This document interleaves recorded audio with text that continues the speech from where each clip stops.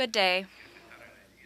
I would like to begin by thanking the government of Colombia, Maria Ángela Holguín, the Minister of Defense, Juan Carlos Pinzón, for this invitation and for having organized this event, and the same to John Shipment, the Director General of the IISS, for having invited us to participate and for organizing this timely event.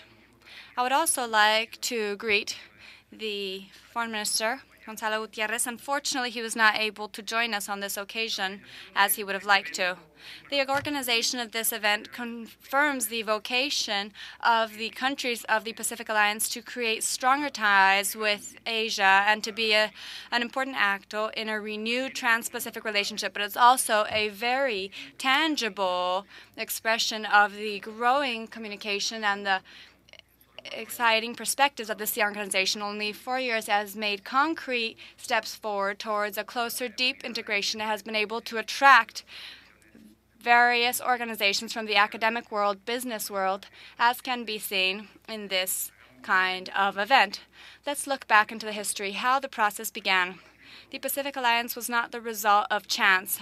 Rather, it was the result of a pause and reflection to be able to materialize the desire for working together that in some cases was affected by different ideological models among its members. This was the case of prior experience, such as in the Latin American area and other limited efforts to have an exchange of goods and services.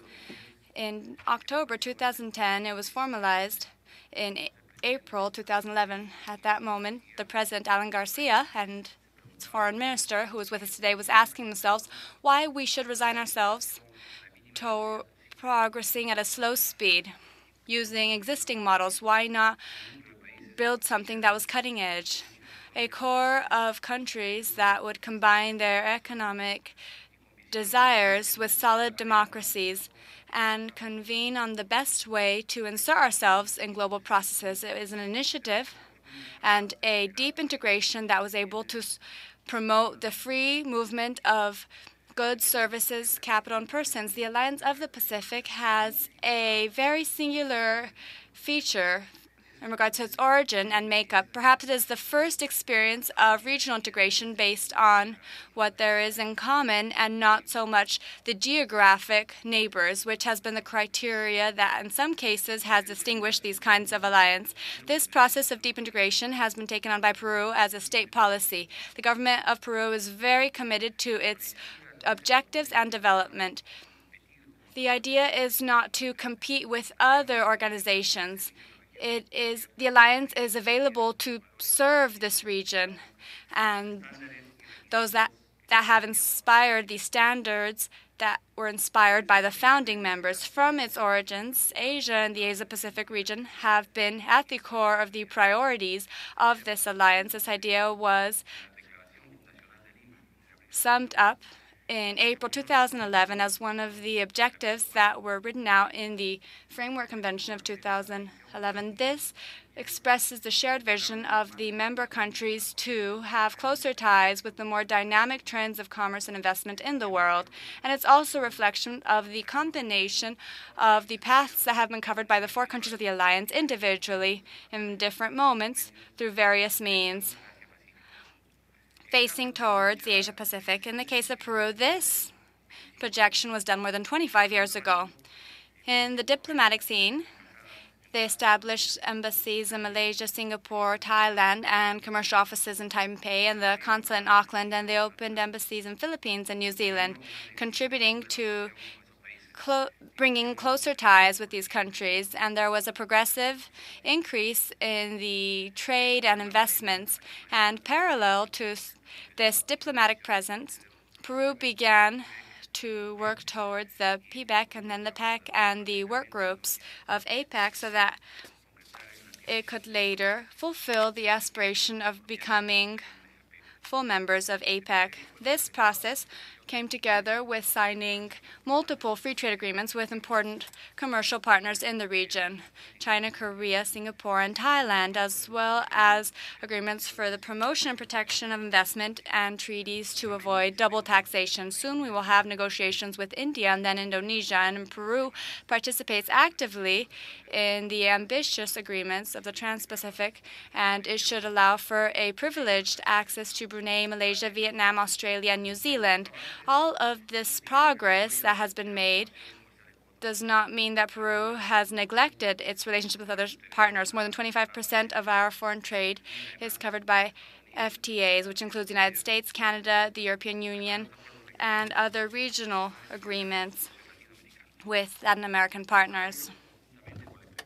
These developments, along with the consistent implementation of economic and tax policies, responsible ones, has contributed to the growth of Peru in the last decade and a half. It continues to be one of the most dynamic and stable economies in the region and a good destination for foreign investment. We continue to work on this so that the benefits of economic growth can reach all Peruvians. Asian countries, of course, are not foreign to these developments. We are some of the best in the region in terms of economic freedom, according to the index published in 2012. According to the World Economic Forum, we are one of the most competitive ones and offer one of the best environments according to the Doing Business Index. It is estimated that our economy will be one of the most growth-laden in the coming years. As we have reminded already, the countries of the Pacific Alliance have made progress in integrating different cooperation mechanisms. We are all part of the FOCALE and others. Also, as it has been mentioned yesterday, Peru, Chile, and Mexico are part of APEC. And so we are more than happy to be a part of this forum. We are happy to continue supporting this legitimate Colombian aspiration. Peru will once again be leading APEC next year, taking on this important responsibility in the year 2018. What does the Pacific Alliance mean for our countries? The Pacific Alliance, the Pacific area is home to more than half of the world's population. The 21 economies of the APEC are today make up half of the world economy. These are some of the most important economic partners of the countries of the alliance, and these relationships are growing day by day. The interest that the alliance has elicited is reflected in the number of countries that have asked to be observers, 32, and it includes some of the largest economies in the world, 16 of which are part of the Pacific Basin. We are committed to strengthening cooperation, the fifth pillar of the alliance, as the vehicle through which the observer countries relate and interact with the alliance. To this end, as Chancellor Olguin reminded, we are designing and implementing cooperation agendas in areas of mutual interest among observer countries. There has been progress. Complementing this important line of action, the Pacific Alliance is also developing interinstitutional relationships with other organizations of the Asia-Pacific, such as our work with APEC and ASEAN recently pointed out. I'd like to dedicate a few moments to discuss Peru's relationship with Asian countries. I'd like to begin by saying that these are long relationships, especially in the case of Japan and China, countries that we established diplomatic relations with in the year 1870. Currently, Peru has the most important Chinese community in all of Latin America and the second most important Japanese one. This reflects different circumstances, such as the relevance of the Pacific to Peru. With a distance of almost 3,000 kilometers, the geography and history of Peru have been intimately related to the Pacific and its resources. Peru has raised its relationships and cooperation with China and Korea since 2012. This is part of our task of integrating the economy and establishing more interministerial cooperation. We are working on the effective transfer of knowledge and technology and strengthening educational, scientific, and cultural topics. This has gone hand in hand with a strong dynamization of economic ties. China is today Peru's first economic partner, along with the United States, with an exchange of more than $15 billion. These numbers are growing and extend to various areas of the Peruvian economy. In our relationship to the Asia-Pacific, Peru hopes to more fully take advantage of the potential that these partners and our soon-to-be partners provide, generating more added value, stimulating innovation as a tool for development, especially stimulating SMEs, improving national infrastructure, especially in terms of transportation and communication, and among other things, increasing the connectivity by air and by sea with the Asia-Pacific countries, increasing our links with academic institutions in the Asian Pacific, increasing mutual understanding, and increasing knowledge and technology transfer, promoting more touristic movement between our countries, which is very important, and establishing links for mutual benefit in the fields of security and defense.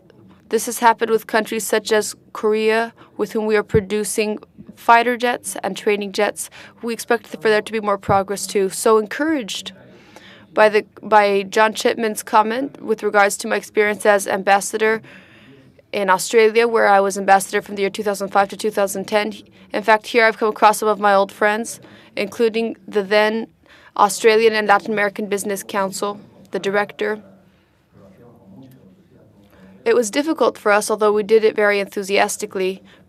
It was difficult to promote our countries in the Asia Pacific and in Australia, and some of the difficulties that we came across to generate. We wanted to generate a single unit. Nowadays, the countries on the other side of the Pacific are opening embassies here on our continent. Australia opened their embassy here in 2010, and I'm sure that other countries will be doing so as well. This is perhaps this creature that is only yet 4 years old. It's in good health, it's walking on its own 2 feet, and it can interact with its parents on the other side of the Pacific. Thank you very much.